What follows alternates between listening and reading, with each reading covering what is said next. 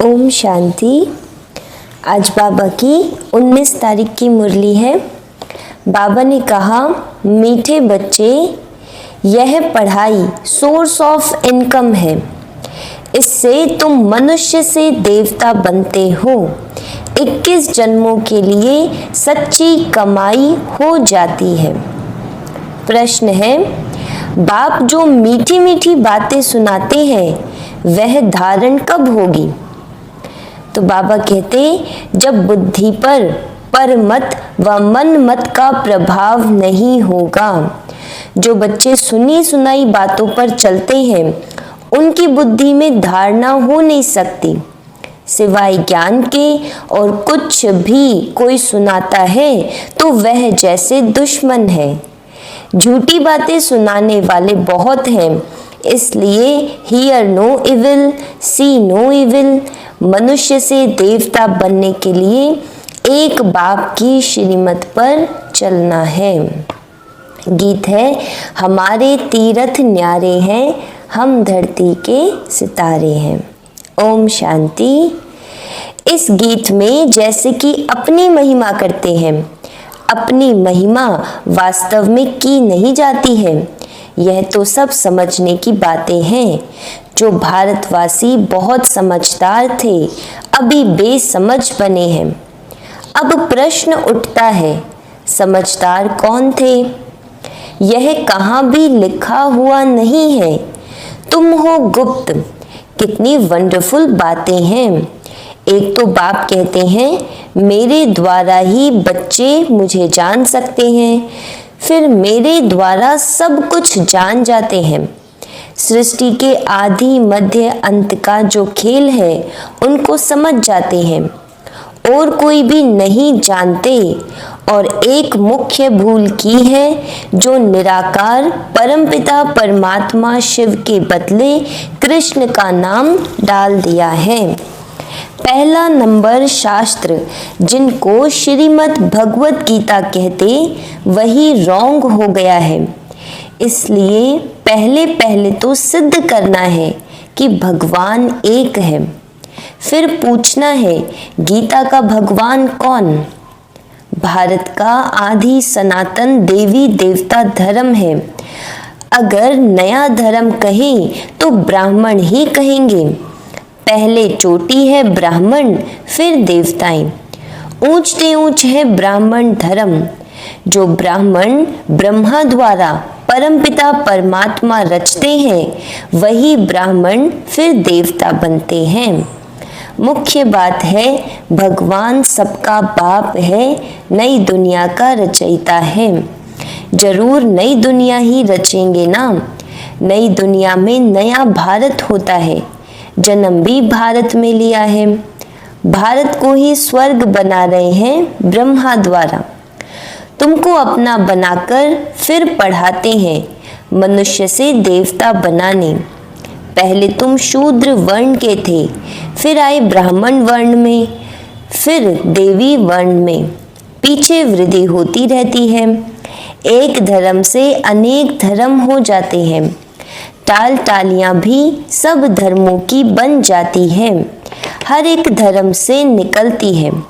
3 tubes होती है ना, यह है मुख्य। हर एक से अपनी अपनी शाखाएं निकलती हैं। मुख्य है फाउंडेशन, फिर 3 ट्यूब्स है मुख्य। थुर है आदि सनातन देवी देवता धर्म का, जो अभी सब राजयोग सीख रहे हो। दिलवाड़ा मंदिर बहुत अच्छा बना हुआ है, उनमें सारी समझानी है।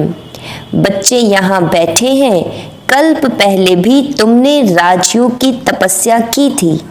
जैसे क्राइस्ट का यादगार क्रिश्चियन देश में है, वैसे तुम बच्चों ने यहाँ तपस्या की, तब तुम्हारा भी यादगार यहाँ है बड़ा सहज, परंतु कोई भी जानते नहीं है। सन्यासी लोग तो कह देते हैं यह सब कल्पना है, जैसी जो कल्पना करें। तुम्हारे लिए भी कहते हैं यह चित्र आदि सब कल्पना से बनाए हैं। जब तक बाप को न जाने कल्पना ही समझते हैं। नॉलेजफुल तो एक बाप है ना, तो मुख्य है बाप का परिचय देना। वह बाप स्वर्ग का वर्षा देते हैं, कल्प पहले भी दिया था, फिर 84 जन्म लेना पड़े। भारतवासियों के ही 84 जन्म होते हैं। फिर संगम युग पर बाप आकर राजधानी की स्थापना करते हैं। तुम बच्चों ने बाप द्वारा समझा है। जब अच्छी रीति समझे, बुद्धि में बैठे, तब खुशी भी रहे। यह पढ़ाई बड़ी सोर्स ऑफ इनकम है। पढ़ाई से ही मनुष्य बैरिस्टर आदि बनते हैं, लेकिन यह पढ़ाई मनुष्य से देवता बनने की है। प्राप्ति कितनी भारी है, इन जैसी प्राप्ति कोई करा न सके। ग्रंथ में गाया हुआ है, मनुष्य से देवता किए करत ना लागी वार, परंतु मनुष्यों की बुद्धि चलती नहीं। जरूर वह देवी देवता धर्म प्रायलोप हो गया है। तब तो लिखते हैं मनुष्य से देवता बने। देवताएं सतयुग में थे, उन्हों को जरूर भगवान ने संगम पर रचा होगा। कैसे रचा यह नहीं जानते। गुरु नानक ने भी परमात्मा की महिमा गाई है, उन जैसी महिमा कोई ने नहीं गाई है, इसलिए ग्रंथ को भारत में पढ़ते हैं। गुरु नानक का कलयुग में अवतार होता है, वह है धर्म स्थापक। राजाई तो पीछे हुई है, बाप ने तो यह देवी देवता धर्म स्थापन किया है। वास्तव में नई दुनिया ब्राह्मणों की है, चोटी भल ब्राह्मणों की है, परंतु राजधानी देवी देवताओं से शुरू होती है। तुम ब्राह्मण रचे हुए हो, तुम्हारी राजधानी नहीं है, तुम अपने लिए राजधानी स्थापन करते हो। बड़ी वंडरफुल बातें हैं। मनुष्य तो कुछ भी नहीं जानते हैं।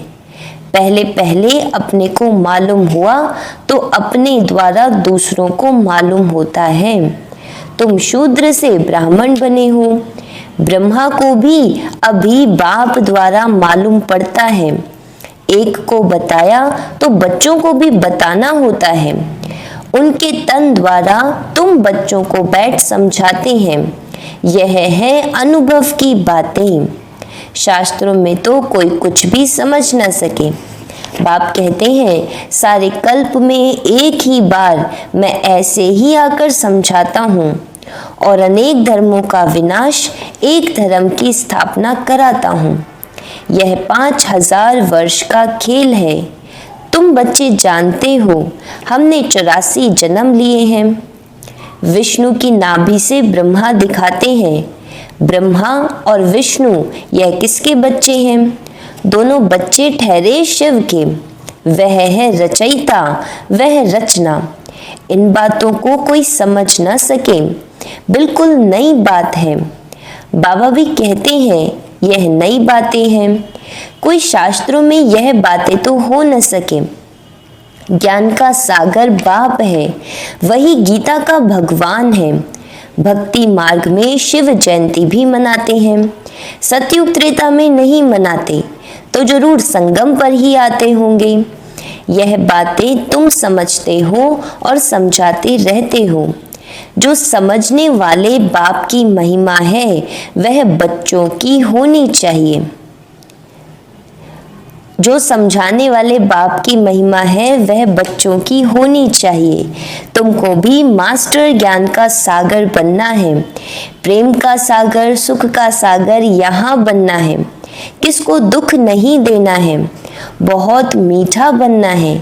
तुम जो कड़वे एकदम जहर मिसल थे, सो तुम वाइसलेस ब्राह्मण बन रहे हो, ईश्वर की संतान बन रहे हो। विशेष से वाइसलेस देवता बन रहे हो। आधा कल्प तुम पतित बनते बनते अभी बिल्कुल जड़जड़ी भूत अवस्था को पाए हुए हो। सड़े हुए कपड़ों को सटका लगाने से फटकर चीर चीर हो जाते हैं। यहाँ भी ज्ञान के सटके लगाओ तो पुर्जा पुर्जा हो जाते हैं। कोई कपड़ा ऐसा मैला है जो साफ करने में बहुत टाइम लगता है, फिर वहां भी हल्का पद मिल जाता है।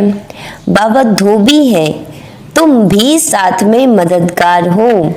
धोबी भी नंबरवार होते हैं, यहाँ भी नंबरवार है। धोबी अच्छे कपड़े साफ न करे तो कहेंगे ना कि यह तो जैसे हजाम है। आजकल कपड़े साफ धुलाने सीखे हैं, आगे गांवों में तो बहुत मैले कपड़े धुलाई होते थे। यह हुनर भी बाहर वालों से आया है। बाहर वाले कुछ इज्जत देते हैं, पैसे आदि की मदद करते हैं। जानते हैं यह बहुत बड़ी बिरादरी है। अब नीचे गिरे हैं, गिरने वालों पर तरस पड़ता है ना। बाप कहते हैं तुमको कितना धनवान बनाया था, माया ने क्या हालत कर दी है। तुम अभी समझते हो हम विजय माला के थे, फिर 84 जन्म ले क्या जाकर बने हैं। वंडर है ना, तुम समझा सकते हो। तुम भारतवासी तो स्वर्गवासी थे, भारत ही स्वर्ग था, फिर नीचे गिरते गिरते नरकवासी भी बनना पड़े। अब बाप कहते हैं पवित्र बन स्वर्गवासी बनो, मन मना भव। शिव भगवानुवाच मामेकम याद करो। याद की यात्रा से तुम्हारे सब पाप नष्ट हो जाएंगे। शास्त्रों में लिखा है कृष्ण ने भगाया पटरानी बनाया। तुम सब पढ़ रहे हो, पटरानी बन रहे हो, परंतु इन बातों को कोई समझते नहीं है। अब बाप ने आकर बच्चों को समझाया है। बाप कहते हैं मैं कल्प कल्प तुमको समझाने आता हूँ, तो पहले भगवान एक है यह सिद्ध कर, फिर बताओ गीता का भगवान कौन है। राजयोग किसने सिखाया? भगवान ही ब्रह्मा द्वारा स्थापना कराते हैं और विनाश फिर पालना कराते हैं। यह जो ब्राह्मण है वही फिर देवता बनते हैं। यह बातें भी समझ में उन्हों को आएगी जिन्होंने कल्प पहले समझा है। सेकंड बाय सेकंड जो हुआ इस समय तक समझेंगे। ड्रामा में तुम्हें बहुत पुरुषार्थ करना है, यह तो बच्चे समझते हैं। अभी हमारी वह अवस्था नहीं हुई है, टाइम लगेगा। कर्मातीत अवस्था हो जाए तो फिर सब नंबर 1 पास हो जाए, फिर तो लड़ाई भी लग जाती है, आपस में खिटपिट चलती ही रहेगी। तुम जानते हो जहां तहां देखो लड़ने की तैयारियां कर रहे हैं, सब तरफ तैयारियां कर रहे हैं। तुमने जो कुछ दिव्य दृष्टि से देखा है वह फिर इन आंखों से देखना है। विनाश का साक्षात्कार किया है, फिर वैसे आंखों से देखेंगे। स्थापना का भी साक्षात्कार किया है, फिर प्रैक्टिकल में राजाई भी देखेंगे। तुम बच्चों को तो बहुत खुशी होनी चाहिए। यह तो पुराना तन है, योग से आत्मा पवित्र बन जाएगी, फिर यह पुराना शरीर भी छोड़ना है। 84 जन्मों का चक्र पूरा होता है, फिर जरूर सबको नए शरीर मिलेंगे। यह भी समझने की बहुत सहज बातें हैं, समझा भी सकते हैं। कलयुग के बाद सतयुग जरूर होगा, अनेक धर्मों का विनाश जरूर होगा, फिर आदि सनातन देवी देवता धर्म की स्थापना अर्थ बाप को आना पड़े। अभी तुम ब्राह्मण बने हो देवता बनने के लिए, दूसरे कोई हो न सके। तुम जानते हो हम शिव बाबा के बने हैं, शिव बाबा हमको वर्षा दे रहे हैं। शिव जयंती माना ही भारत को वर्षा मिला। शिव बाबा आया, क्या आकर किया? इस्लामी बौद्धि आदि ने तो आकर अपना धर्म स्थापन किया। बाप ने आकर क्या किया? जरूर स्वर्ग की स्थापना की। कैसे स्थापना की, कैसे स्थापना होती है सो तुम अभी जानते हो। फिर सतयुग में यह सब भूल जाएंगे। यह भी समझते हो 21 जन्मों का वर्षा अभी हम ले लेते हैं। यह ड्रामा में नूंद है, भल वहां समझेंगे यह बाप है, यह बच्चा है। बच्चे को वर्षा मिलता है, परंतु यह प्रारब्ध अभी की है। सच्ची कमाई कर 21 जन्मों के लिए तुम वर्षा अभी पा रहे हो। 84 जन्म तो लेने ही है। सतो प्रधान से फिर सतो रजोतमो में आएंगे। यह अच्छी रीति याद करने से फिर खुशी में भी रहेंगे। समझाने में बड़ी मेहनत लगती है। जब समझ जाते हैं तो उनको बड़ी खुशी होती है। जो बच्चे अच्छी रीति समझते हैं वह फिर बहुतों को समझाते रहते हैं, कांटों को फूल बनाते रहते हैं। यह है बेहद की पढ़ाई। वर्षा भी बेहद का मिलता है, फिर इसमें त्याग भी बेहद का है। गृहस्थ व्यवहार में रहते सारी दुनिया का त्याग करना है, क्योंकि तुम जानते हो यह पुरानी दुनिया खत्म होनी है। अब नई दुनिया में जाना है, इसलिए बेहद का सन्यास कराते हैं। सन्यासियों का है हद का सन्यास और उनका है हठ योग। इसमें हठ की बात नहीं रहती है। यह तो पढ़ाई है। पाठशाला में पढ़ना है मनुष्य से देवता बनने के लिए। शिव भगवानुवाच्य कृष्ण हो न सके। कृष्ण कब नई दुनिया बना न सके। उनको हेवनली गॉड फादर नहीं कहेंगे। हेवनली प्रिंस प्रिंसेस तो कितनी मीठी मीठी बातें हेवनली प्रिंस प्रिंसेस तो कितनी मीठी मीठी बातें समझने और धारण करने की है। दैवी लक्षण भी चाहिए। कभी भी सुनी सुनाई बातों पर नहीं लगना चाहिए। व्यास की लिखी हुई बातों पर लगते लगते बुरी गति हुई है ना। सिवाय ज्ञान के और कुछ सुनाते हैं तो समझो यह तुम्हारा दुश्मन है, दुर्गति में ले जाते हैं। कभी भी परमत पर नहीं लगना चाहिए। मन मत परमत पर चला तो यह मरा। बाप समझाते रहते हैं, झूठी बातें बोलने वाले तो बहुत हैं, तुमको बाप से ही सुनना है। Hear no evil, see no evil। बाप दादा आए हुए हैं मनुष्य से देवता बनाने, तो उनकी श्रीमत पर चलना चाहिए। अच्छा, मीठे मीठे सिकी लधे बच्चों प्रति माता पिता बाप दादा का याद प्यार और गुड मॉर्निंग। रूहानी बाप की रूहानी बच्चों को नमस्ते। हम रूहानी बच्चों की रूहानी बाप दादा को याद प्यार, गुड मॉर्निंग, नमस्ते नमस्ते नमस्ते जी। धारणा के लिए मुख्य सार। यहाँ बाप समान सुख का सागर, प्रेम का सागर बनना है। सर्व गुण धारण करने हैं। किसी को भी दुख नहीं देना है। सुनी सुनाई बातों पर कभी विश्वास नहीं करना है। पर मत पर नहीं चलना है। Hear no evil, see no evil।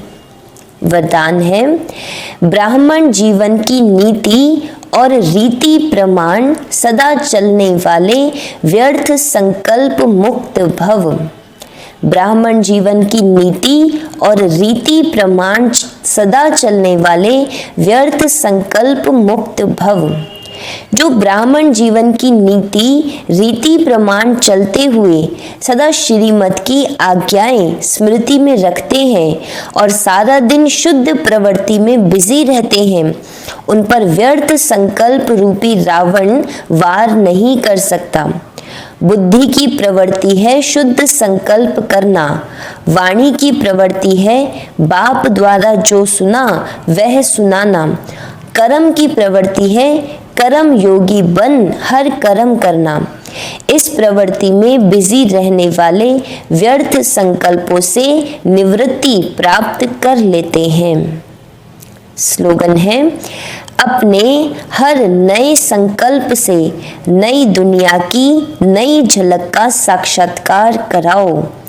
अपने हर नए संकल्प से नई दुनिया की नई झलक का साक्षात्कार कराओ। अच्छा, ओम शांति।